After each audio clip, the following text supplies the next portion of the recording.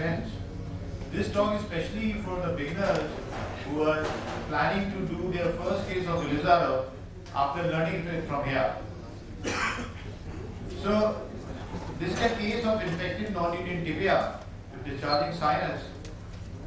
Somebody, it was a compound fracture tibia, somebody did a primary nailing, it got infected and came to us with a case of infected non-union with discharging sinus.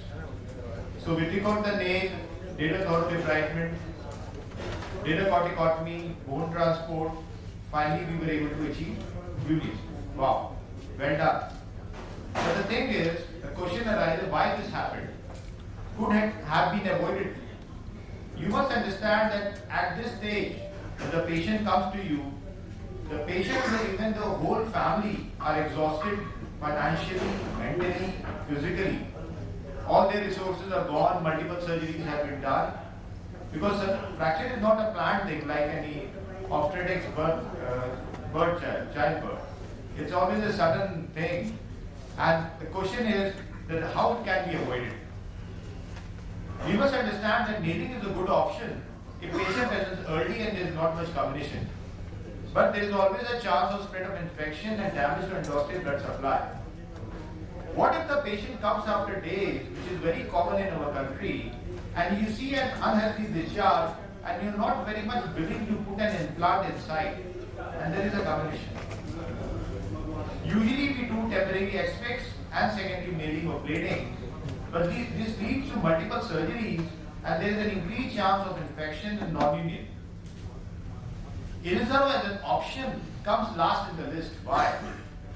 It is usually reserved as a salvage procedure when all other treatment options fail. Why not do it in the first place? But still most of the young surgeons are hesitant, not much interested like replacement or the scoping procedures. So what is the problem with Ilizarov? Actually there are two problems with Ilizarov. The first is the reduction. Usually there is a percutaneous indirect reduction technique. We all are comfortable with open reduction and internal fixation, and percutaneous reduction of a displaced fracture is quite difficult. The second problem is frame application. Like in various workshops, we are taught to apply the frame on a normal bone, but it is quite difficult to apply the frame in displaced fractures. So how to solve the problem? Why don't we just do open reduction and internal fixation only, with which we are very comfortable? Make it a normal bone and then apply Ilizarov like on a normal bone as you are learning here, and then just remove the plate. This is what we call as temporary plating. It is technically easy, there is obviously better reduction, and there is decreased rate of malunion and non-union. So a 28-year-old male came to us with a compound fracture tibia with multiple bony fragments attached. We fixed the fragments with the K wires, and then we fixed the fracture with the lat screws and a temporary plate. Over it, we did the approximation of the skin and made it a normal bone. And then now it's very simple. You just apply the frame like on a normal bone, 2 rings above and 2 rings below. You can even check with the Doppler, the vascularity. And if the soft tissue coverage is not much, you can always have a gradual and a controlled skin approximation to avoid necrosis. So this is the final assembly at the end of the surgery. So in one surgery, the fracture is properly reduced.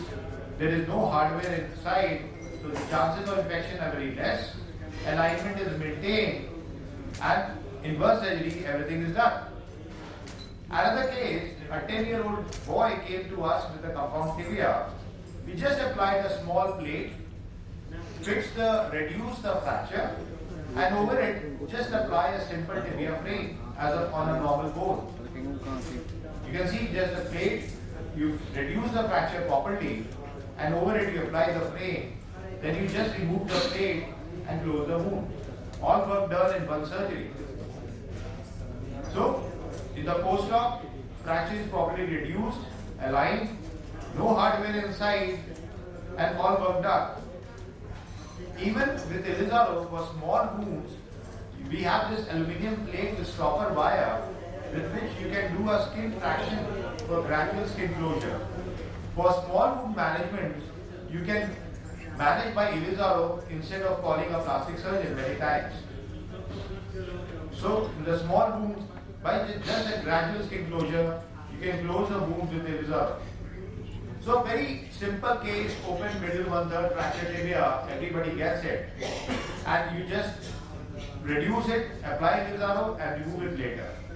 The reason I am showing this X-ray is it's very simple at this stage. And what our suggestion is, let it be simple at this stage and try your best. The segmental fractures tibia, middle 1/3 comminuted fracture tibia is properly reduced, Ilizarov applied and then removed.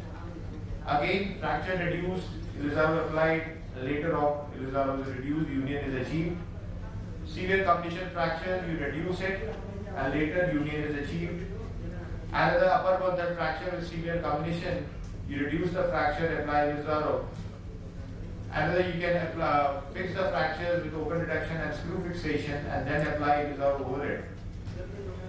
You can even do the reduction with percutaneous olive wires and then apply Ilizarov over that.